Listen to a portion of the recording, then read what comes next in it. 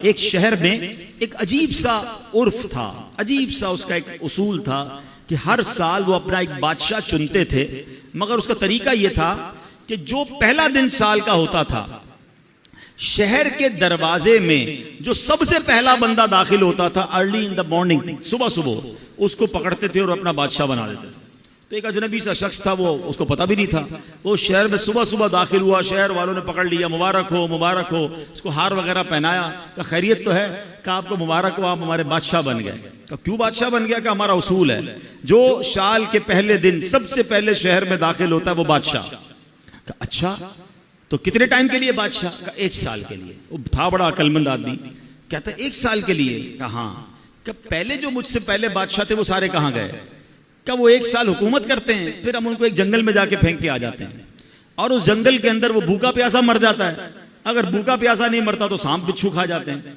اس نے کہا اچھا۔ اب اس نے بڑی عقل بندی کی، اس نے پہلے تو پورے شہر والوں کے کام بڑے اچھے کیے، ان کے مسائل حل کیے، اور پھر غیر محسوس انداز میں اس نے اس شہر سے اس جنگل تک کا روڈ بنوایا۔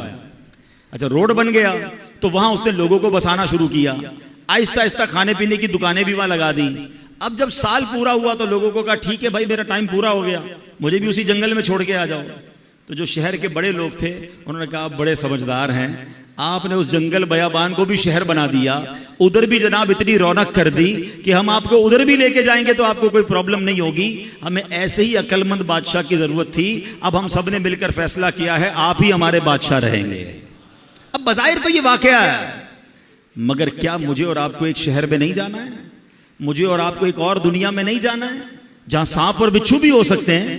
اللہ ناراض ہوا تو قبر میں سانپ اور بچھو بھی تو ہو سکتے ہیں نا۔ جہنم کی آگ اور جہنم کا عذاب کتنا خطرناک ہے، مگر ہم میں سے کون ہے جو اس جہان کو، آخرت کے معاملات کو آسان کرنے کے لیے یہاں سوچ رہا ہے کہ یار یہیں رہ کر میں آخرت بہتر کر لوں۔